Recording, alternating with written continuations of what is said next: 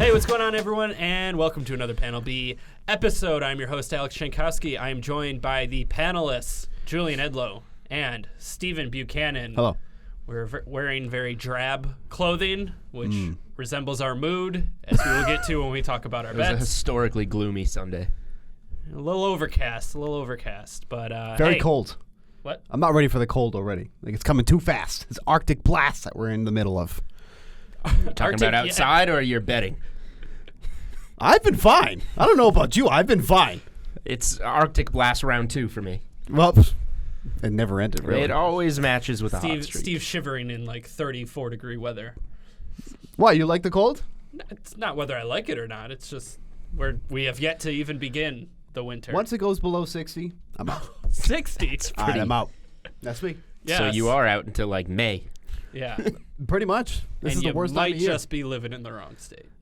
I've said this on the podcast. Yes. You know, my kids came along. Thanks a lot. Otherwise, I'd be out west. Out west? Not out south? Not a Florida man? No.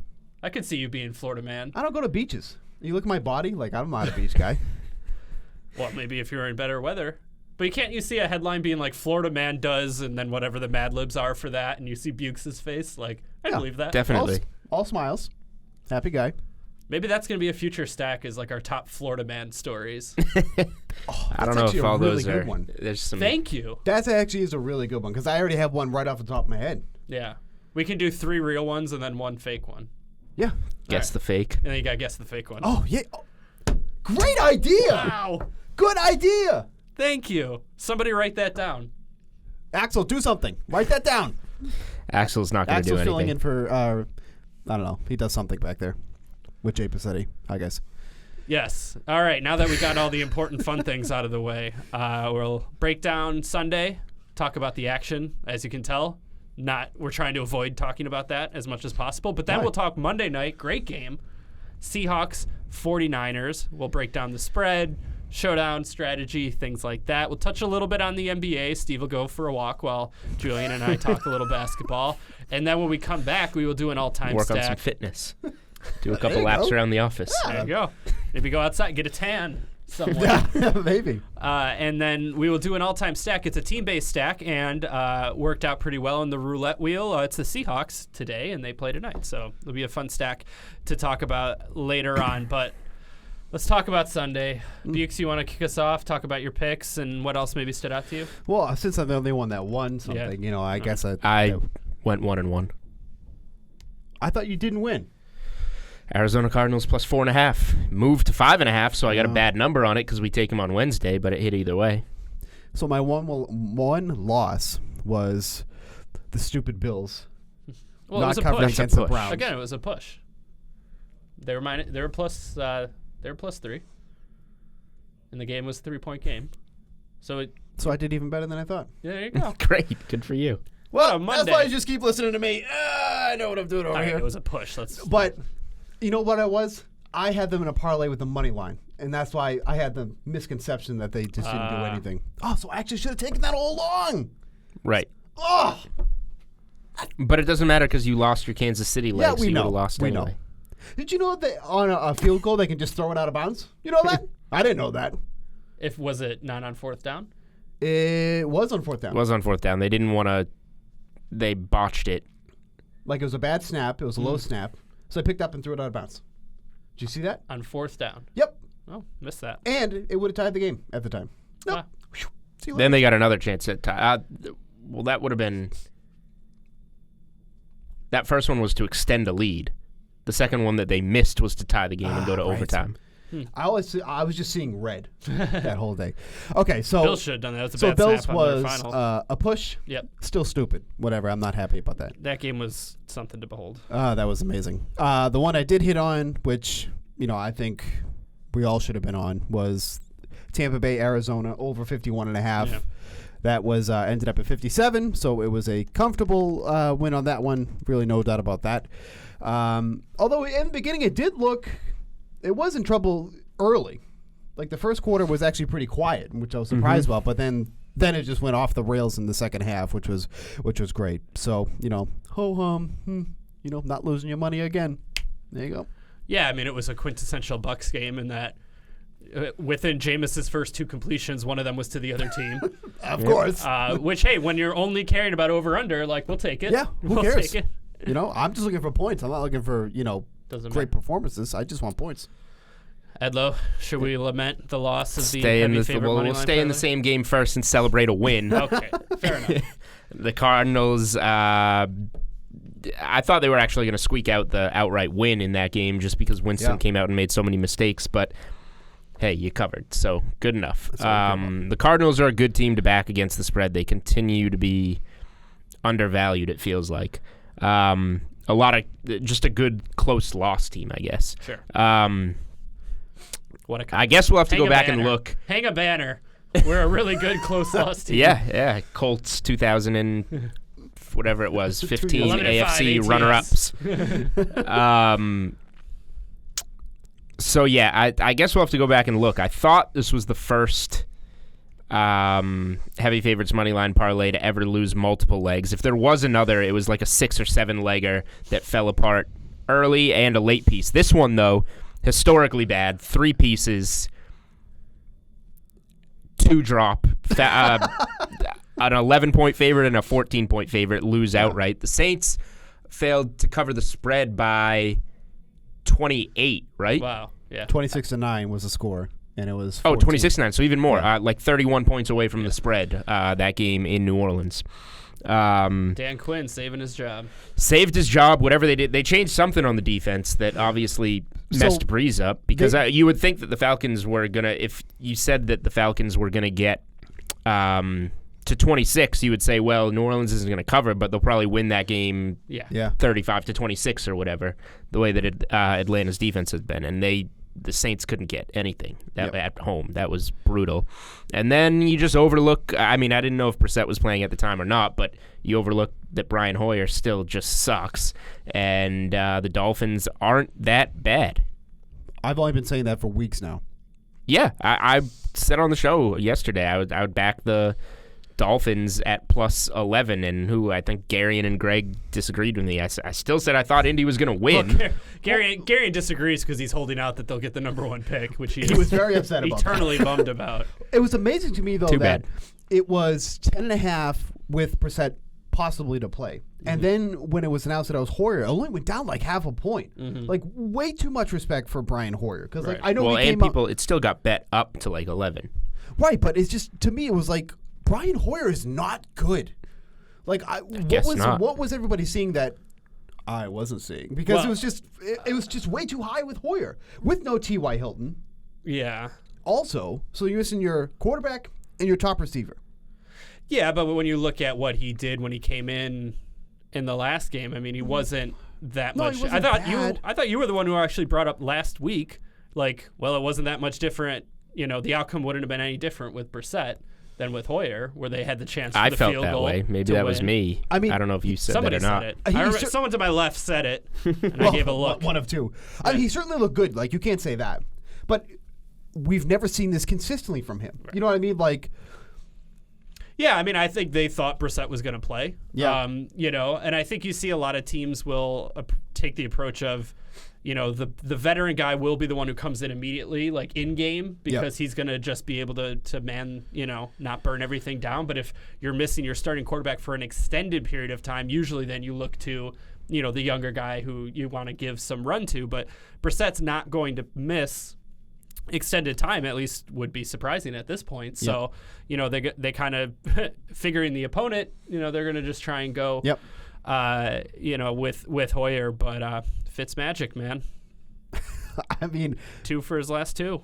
Running the ball, running in for a touchdown. He just doesn't care, man. I mean, he's looked like he got always knocked out. he always plays like that, but like, you know, the beard, you know, cushions a lot. Yep. As does the cushion of the birthday cake that he ate all offseason. So props to him. Yeah, I went 0-1-1. Got a push on the Browns as well. We go head to head and then we tie.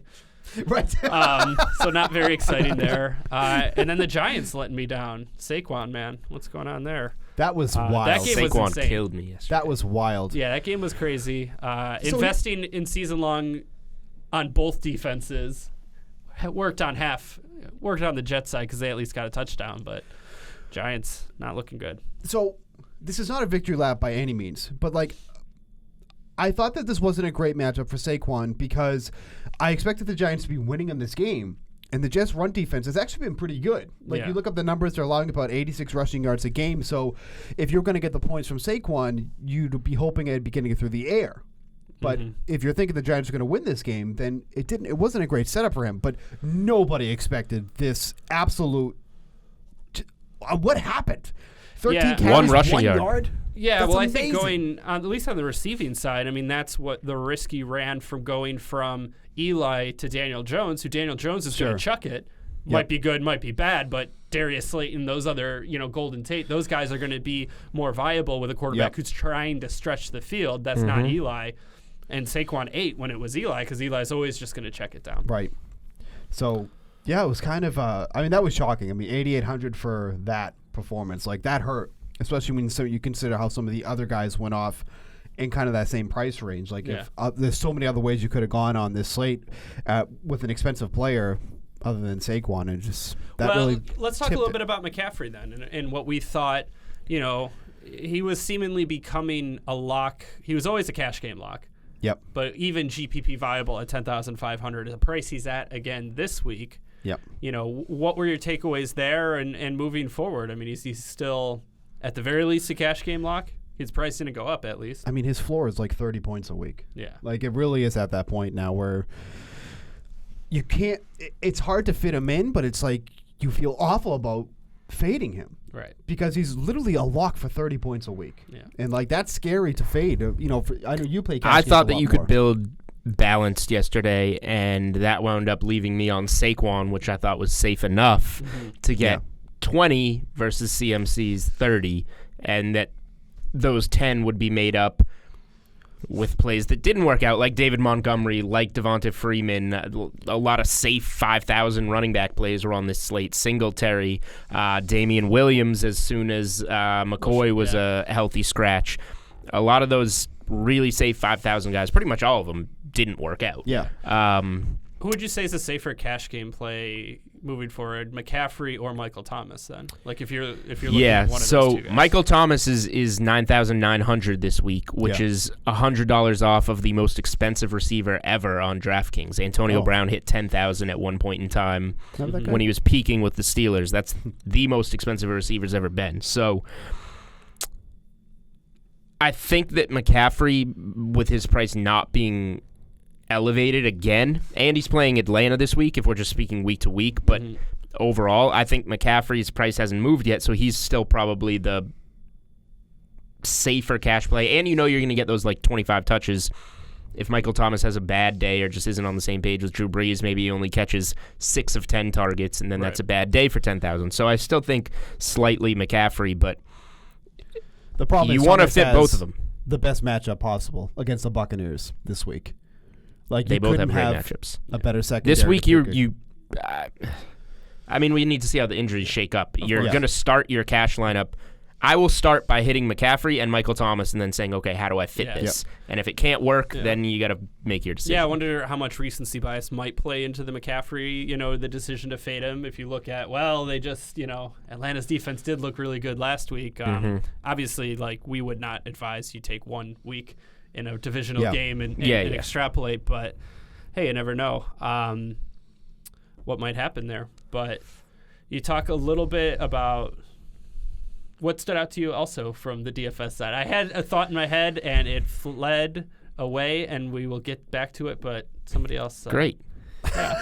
I mean, we can talk about Lamar Jackson and how good he is, even though we kind of knew it was going to happen against the Bengals. Well, I think the concern was, would he even have to do enough? Right? He didn't even play the fourth quarter, which hurt the rushing prop because he had 65 rushing yards. His total was set at 65.5.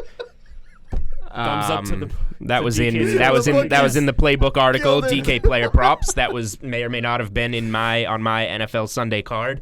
So yeah, great time to sit out a quarter, which is crazy too, because he had the 49-yard run for the touchdown. Yes, so like, it is right crazy. There.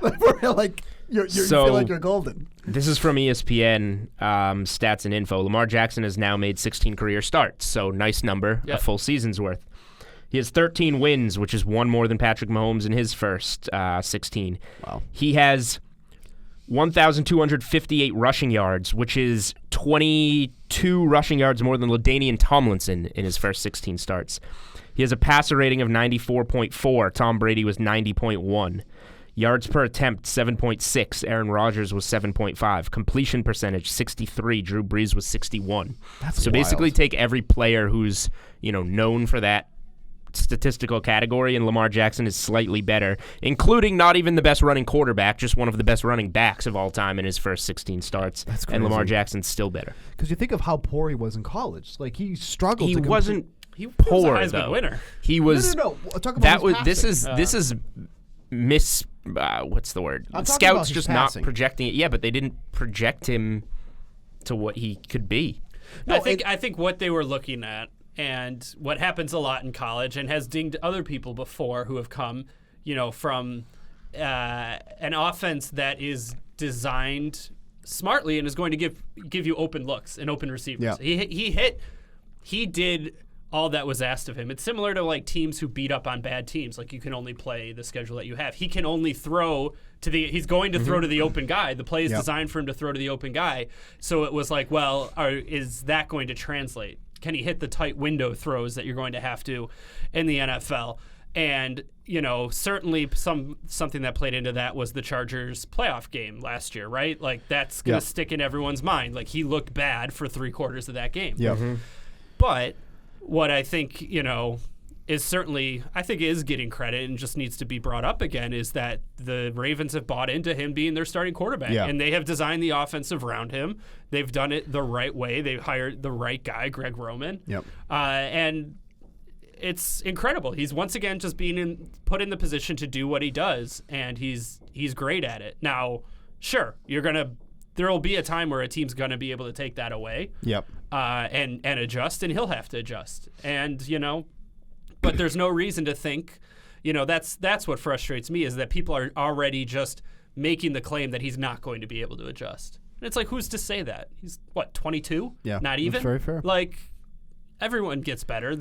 It's your full-time job to get better, So, I'm with Julian there in a little bit, in that, like, yeah, it was just,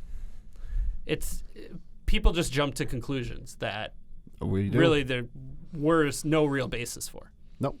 I totally agree. He wasn't great at throwing the ball in college, but yeah, like you said, that becomes your job. You get coached. Yeah. You play with better players, and you improve throwing a football. Right. And It's when not you're impossible. by far the best player on your offense, and it's like, well, or I can run for 60 yards. All right, I'm going to take off, But yeah, so that's my. What I was going to bring up, circling back now, I do remember, was the idea that LaShawn McCoy is being load managed. And like, I did notice that yesterday, that and I was the going to reason, say, at least reportedly given. And it was planned. Right, supposedly. that it was planned, Yeah. so he's fresher. now not the fact we're he load holds the ball managing like a in breadbasket. 16-game seasons. Yeah. Can't be What's doing going to that. happen when 18 games comes around? Yeah. Yeah, seriously. But it's odd, the timing of this, because he's been so not involved since basically he fumbled. And now all of a sudden, we want him Fumble fresh management. for later. Oh, well, yeah. And then, of course, Damian Williams And then fumbles. Damian Williams but fumbles. Yeah, it's ego management too, maybe. perhaps that. Let's keep him happy later on when we may need him. And they lost the game. Anyway, it's not like I think that made too big a difference. But that, just real quick from DFS perspective, that changed the whole landscape of him being out, because now it opens up. Coupled with Matt Stafford. Yep. Well, yeah, that too. But at least because Stafford was more, now you're just pivoting off him. With Williams, that opened up so much more, because now he's 4,900. Now he's the lead back. Now that gives you a lot of savings over some of these other guys that, because Damian Williams wasn't going to get the majority of the touches now. Sure. So that was a huge, and a late news too. Yeah. Because we found that out Sunday mid-morning. Yeah, I don't know though that was the only thing that changed with the Lions-Bears game though, because I think that made the case for Montgomery though also. Yeah, very was true. that, or Bears DST if you wanted, against Jeff Driscoll, because the Bears are going to be ahead and they're just going to run the ball a ton, and it didn't fully work out. I mean, I think that's what's interesting to me, is that these two pieces of news, completely opposite games, but affecting that middle tier of running backs, both of them. The middle tier of running backs was a huge letdown yesterday. Yeah. Speaking of someone who watched Devin Singletary average over 5 yards a carry and get the ball 8 times. There's another one. He was one that was kind of tricky. Like you knew he was going to be. I think he was around 25% owned in single entry cash games. You should have pivoted off of him, though, when you got right. Montgomery was clearly pieces safer against that Lions defense without Stafford, with Mike Davis then gone. Yeah. Williams became safer with the McCoy news. We got news that made other guys safer. It made Singletary a really good GPP play, not a double up. Right, but you see those 20 carries and 3 receptions the week before, and you're like, okay, they're going to him. Yeah. But Frank Gore's always there. Anytime Frank Gore is behind you, you know that he's just going to sneak in and get some touches. Again. Right, yeah. And anytime you get the Battle of Lake Erie, which has produced some real memorable, the 6-3 Browns win stands out to me the most. There was an 8-0 also win in a snow game before. Grinders. Yeah, these games are not high scoring. Granted, Baker finally threw 2 touchdowns in one game for the first time this season. Yeah, amazing. But enough about that game. My ulcer is twinging. Let's talk about tonight. I just want to throw one number out there from from week 10. Sure. Take your guys' tie out of the mix, and underdogs so far this week, 8-3 against the spread, 7-3 against the spread on Sunday, and 6 of those 7 covers the underdog won straight up. Wow. Tennessee against Kansas City, the Jets against the Giants, the Falcons as 14-point dogs in New Orleans, the Dolphins as 11-point dogs in Indy, Pittsburgh, and Minnesota. There you go. So that is how sportsbooks win money. I think we might get to 9-3 for an ATS with tonight's game. The Seahawks are 6-point underdogs in San Francisco. Yep. Going up Looks against like the no undefeated Kittle. 49ers. No Kittle. Yep. He's doubtful. No Robbie Gould either. Yes. Just something to think about.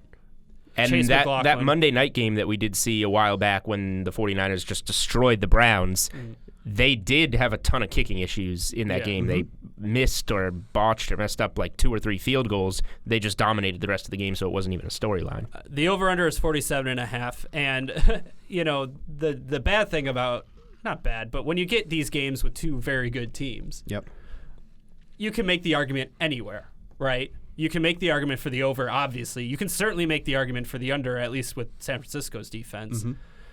My leaning here is Seahawks cover. I just don't know if they outright win. What are your thoughts, Bukes, on this game? I like the Seahawks to win. I said this early in the week, too. Plus 210 on the money line. Yep. I just think you're getting incredible value on the Seahawks here against and the likely MVP. A very good 49ers team. Let's not disregard how good this team has been. We had our doubts in the beginning of the season. Was the schedule easy? They've gone and showed up every single week. Yeah. What I do like about it is that, so while the 49ers have one of the best pass rushes in the game, you're getting one of the best quarterbacks in that situation. Right. When Russell Wilson is under pressure, he has one of the best QBR ratings in the league. Yeah. So it's not like he can't handle something like that. If the Seahawks get up to an early lead, kind of like what you were saying, they will slow this game down. Sure. And they will run the ball, prevent the 49ers offense from getting onto the field. And, we always joke about kickers, but that's a big part. Gould has been basically automatic for them, and now they don't have that. So I think there's just a lot of the Seahawks check a lot of things off for me in this game. As underdogs, they're 2-0 against the spread so far this season. I just think there's a lot to like about this, and I haven't even brought up no George Kittle.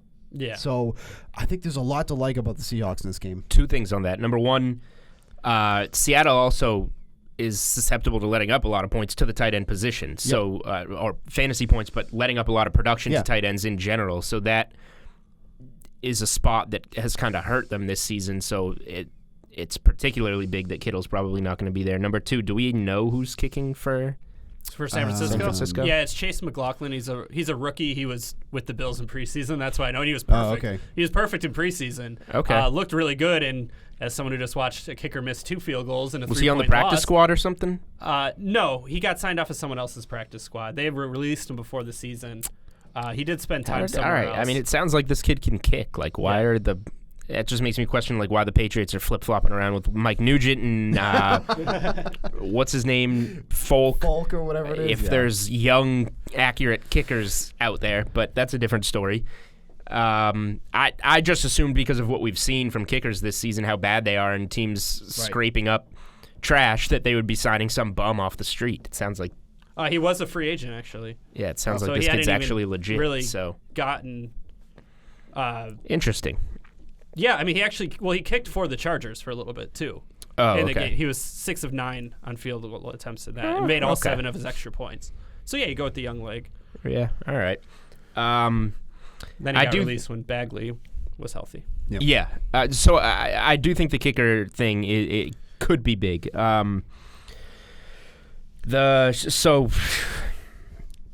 This is a really hard game. I think this sets up for Russell Wilson's MVP moment. Yep. Right? See, we saw Joe Burrow do that in college. I agree. I want to take the points with the Seahawks here.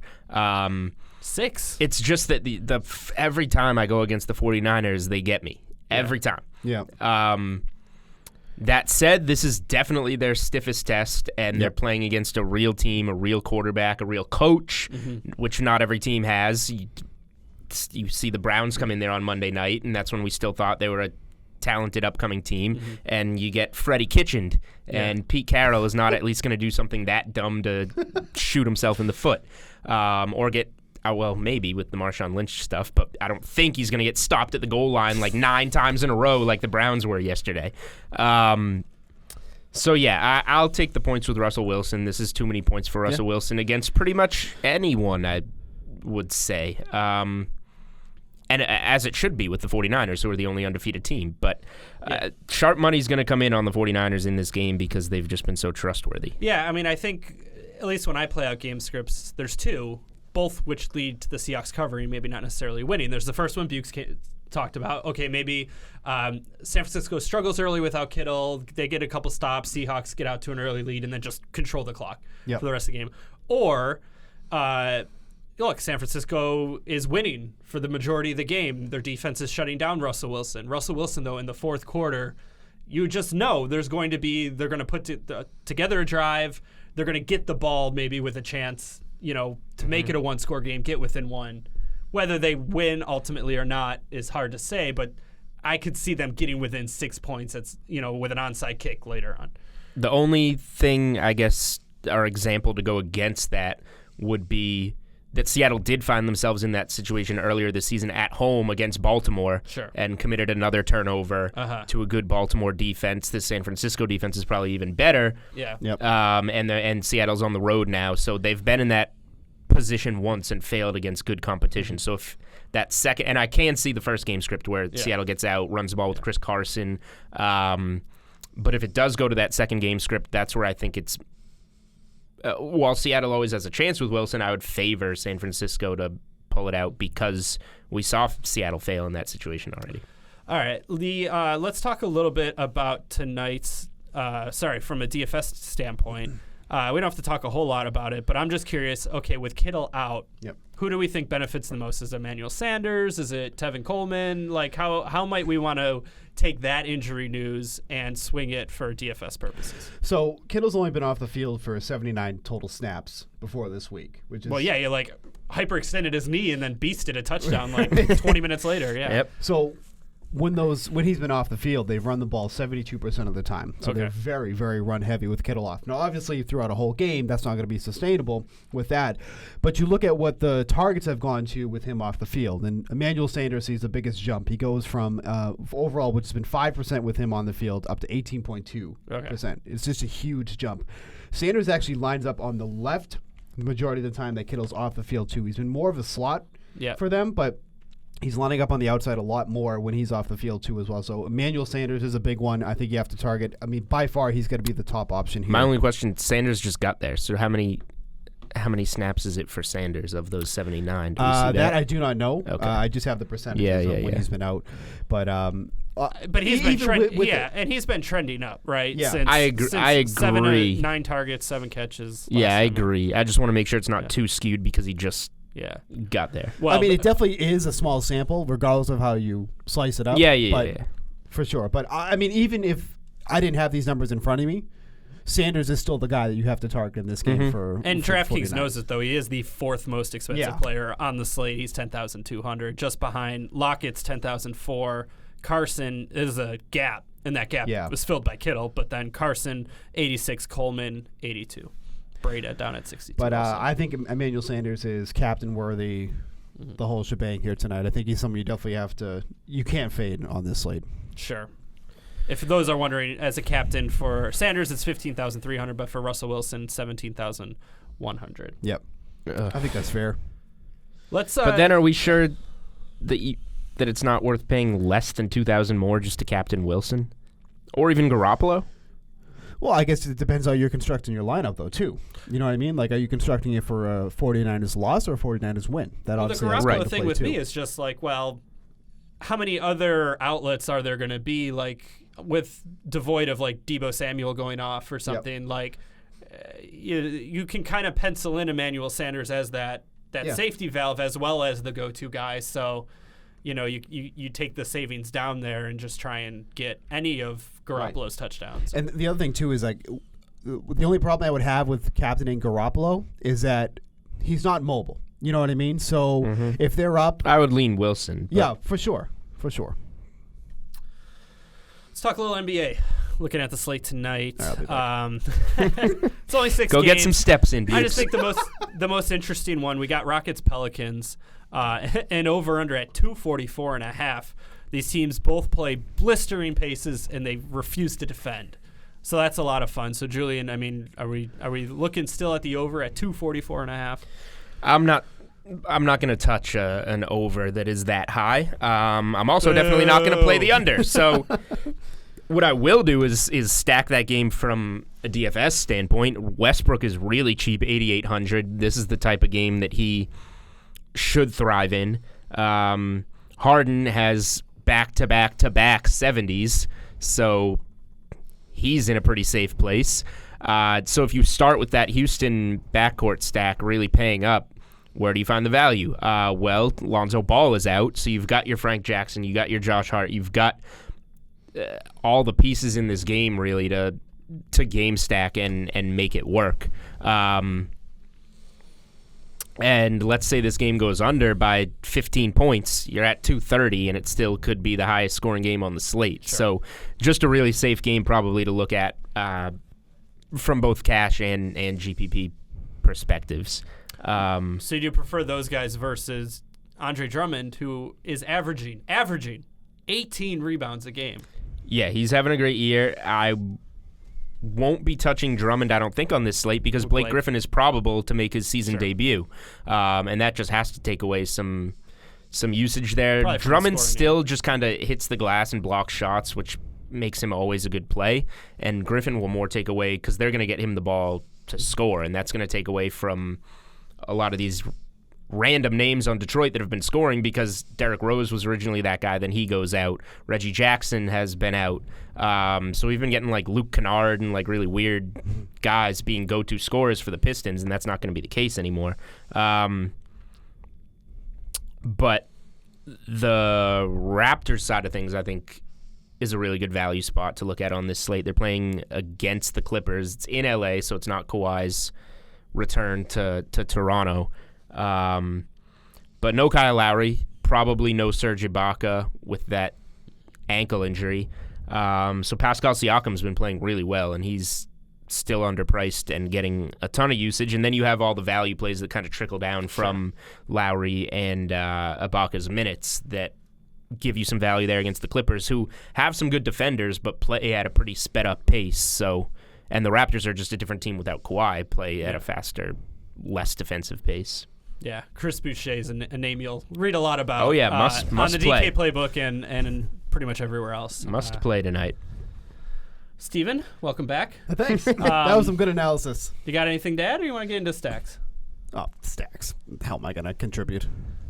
Yeah, I hope. Do you see any good new Memphis, any good 90s jerseys that you? Memphis Grizzlies failed to cover their first half spread of the season over the weekend, but it was a game that Ja Morant sat out in Orlando. So when Ja Morant plays, the Grizzlies are still a perfect 8-0 against the first half spread. They play in San Antonio tonight, plus 6.5 on the first half spread against a San Antonio team that is just 2-7 against the spread in the first half. They come out of the gates really slow. That's literally what I was just going to look say. at. Word for word. Sorry, stole your thunder on that. Let's stack some People say I don't Seahawks. do research. Yeah, thanks. It's like as you were up so early. Let's make sure everybody knows that Yes. Julian was up here at the office early. That's the only reason why he's full of The information. Uber today. was I don't running sleep, smooth. Bucks. And I took the tea here. You don't Wow. sleep. What a great endorsement for the MBTA system here. Potential Folks, sponsor. Gotta love it. I don't care. They suck. We don't want you as a sponsor. And there it goes. We're all repping the Silver Line too, and all right. Silver Line does stink. They all suck. The Silver Line particularly No, sucks. shouts out to the Blue Line. You Who get me takes the home. silver line? Why would you take the silver line? It's free. Like from they stop. They don't. Even, there, you can go from like Seaport to the airport there. yeah, I've done the that airport. before. The airport route is nice there. That's fair. But the airport's also why I love the Blue Line because it's the airport's on the route, so they usually Yes. make sure it's working well. Except for, of course, there was a time Oh my Bukes got God. caught when it was on fire, and he's texting me not to get on. It wasn't just like a fire. It was a fire at a building that makes caskets. So you can imagine all the chemicals and all the flammable material in formaldehyde. that building. It was massive. And we were just standing there. And they wouldn't even let Ubers come down because they just had the whole area blocked off. So I'm texting Alex and I'm like, hey, don't take the blue line because I'm literally going to be here for hours. I was trapped in this fiery inferno. Get some articles done. I'm already done, bud. No, there was a lot of meta commentary there. Trapped in an inferno and with a coffin fire. He was contemplating a lot about mortality and just how precious life is. I will say, though, it smelled nice. A lot of pine. Okay. What is that, Nordic pine? So now we know what Steve wants to do in the Some after. good upside. Hey, you know? He amended his will that day to. Me in a pine casket, please. I want it to smell nice on my way out. He got a new air freshener for the car. I do. Daddy, it smells like a funeral I do. home. Pine and cinnamon. Let's go, baby. Let's light that thing on fire. Baking spices. All right. Seahawks stack. Let's get Okay. back on task. Let's talk about a fantasy scenario in which we stack sports players. Real life. Steven. Quarterback, running back, wide receiver, flex, Seahawks, all time. Who you got? Okay, Russell Wilson's quarterback for me. Sure. Probably could be the running back, too. Hasselbeck he's in the mix. He had the I guess. tenure, He had, but- but Wilson's got the Super Bowl. What about Rick Meyer? Oh, I also remember a Rick Meyer Seahawks card. It's the 80s? first. Yeah, or into the 90s. okay. Pretty I sure he think- could quarterback them. The first Bills game I ever went to, they hosted Oh, the Seahawks. everything always comes back to the Bills. Well, they used to be in the AFC back in the day. The Seahawks. How old are you? Go. I think we all have Sean Alexander at running back. We don't. No way. I went beast. Okay, well, his name will be mentioned in a second. Okay. I have. This is going to be very similar. I have go Lynch. ahead. I have Lynch as my wide receiver. I'm just kidding. It would have been funny if you said. Anyways, sorry. Keep going. I have Steve Largent as my receiver. I know you have him because they nicknamed him Yoda, and I know you're a Star Wars dork. Because I'm a remember his Star Halloween Wars costume, Darth Vader, a dork. Hey, man. You never Nerd defended yourself culture on that, by the is way. pop culture, Mr. Frankenstein. Yeah, I knew this was going to link back to the sorry, Frankenstein you're not- shirt. Framing Haley, it's a good band. Yeah, promoting your friends on the show. He's one of my best We friends. say no free ads, and here we are. He's one of my best friends. I'll do him a favor. Good Framing for him. Haley, Well, if he wants back to in the mix. sponsor the show, he can go through the proper channels and Sounds good. sponsor the show. that's not nice. He's one of my friends. You're promoting this dumb plaid thing, and then your watches. No watch today. I actually like that one. I was going to comment on it. His It shirt. looks pretty warm. I also enjoy the elbow pads. Yeah. I don't have one. I don't have one yet with elbow pads. I have an extensive flannel What is that collection. for? What does that do? Pendleton. It's reinforcement. Yeah. Well, in case you fall down. Well, just throughout the day, these are meant to like work. You're gonna Looks like Oh, it you has gotta some go out and decent. cut some work. trees. Looks like it has some decent weight going out to to it the also. lumberyard? Yeah, it's a little itchy because it's true wool, 100% wool. But you can't beat the fashion. No free ads, but I'm going to ask Yeah, after the right. show where he got it. I'll tell you. Well, let's hear it. I said after the show, no free ads. Framing Haley. And then I have Marshawn Lynch in my flex. So you guys can just reiterate my stack. I consider Legion of Boom as a flex. Like, that's just a great nickname. I have a different flex. That actually was a nice. That would have been a nice flex. Julian. Yeah, props to Bucks for not blowing anything this week and going with something really weird. Lenny Moore never made it that far west. Yeah, you know what? I'm going to be real honest. You know who I was considering for my flex? Ricky Waters? Nope. Percy Harvin. I love Percy Harvin. Well, he just didn't do anything on the field. I know, but he was a great punt returner. Yeah, back when Lenny Moore played, if he got traded to the Seahawks, he would have had to take a horseback ride out there. Probably weren't even a team. Yeah. Now that I think about it. Yeah, that ruins my joke that he would have had to go there by horseback, and he never would have made it there. Dumb idiot. Yeah, you can't argue with Russell Wilson. You look at he's the best quarterback in Seahawks history, and then you look at rushing, and he's 7th in rushing yards, so it's not really debatable. Sean Alexander was the man. I never loved him. I was always a guy at the top of my drafts. Was he the start of the Madden curse? Maybe right around there. I think it was more. Yeah, it was before. Sean Alexander probably got like 03 or 04. Vic had the broken leg, I think, in like 02. Well, it was earlier. It was in 95. 95? Was it 9? No. What? His MVP season was not in 95. His MVP season was 07-ish. No, sorry, 05-ish. Oh, okay. When they made the Super Bowl and lost. Then he broke his foot. I just remember he broke his foot right after Madden. But you even had like Culpepper in 2002 had some injuries. But all right. Okay. Maybe maybe we can do an all-time Madden curse stack. Yeah, I was always a guy that at the top of my draft I would take LaDainian Tomlinson or Larry Johnson. Even those years, I think a lot like Sean Alexander was ranked number 1. I just liked the other plays better. I don't know why I didn't like him that much. But then you look back and he had the 8 years there, close to 10,000 yards, 100 touchdowns, 80 yards a game. Pretty tough not to go there, even though Janko didn't. But like Steve, I went to Marshawn Lynch in the flex. Other fun options there, like Ricky Waters was only there 4 years and had over 4,000 yards and 22 touchdowns. Some guy named John Williams that was there from 1986 to 1993 is listed as a fullback, yet checks in at 5th on the Seahawks all-time rushing list. I just thought that was cool because fullbacks don't do that, but I'm not going to put a fullback in my stack because I'm not an idiot. So, I mean, here we are. And then he put a mascot in his flex. Yeah, I mean, I could have had more fun with it. So what I was going to do, like, if I could have Lynch and Alexander and Wilson, I would stack, like, the Seahawks Super Bowl defense in my flex. But I can't do that, and I want Lynch and Alexander. I really didn't want to go with Steve Largent at wide receiver. I tried to look elsewhere, and not even close. Doug Baldwin might have been close. Right, so I was like, maybe I should do Doug Baldwin, but, like, you can't because Seahawks, this guy had 13,000 yards and 100 touchdowns. So I mean, he was before there was a no conversation about who the best wide receiver is because Jerry Rice just took that over. But like, I mean, he was widely regarded as one of the best wide receivers. And then he went on to be a politician. That's right. Weird. Won't get into his policies. I'm actually not even sure what they are. I didn't want to taint my view of Steve Largent in any way, so I didn't look him up. Yeah. So unfortunately, I had the same stack as Bucks.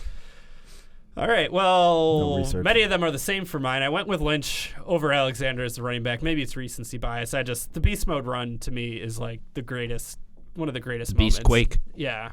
And again, as you mentioned about everything coming back to the Bills giving up a 4th-round pick. This guy is obsessed. Well, it's you only can view, life through the lens of which you live. So. You know what we need?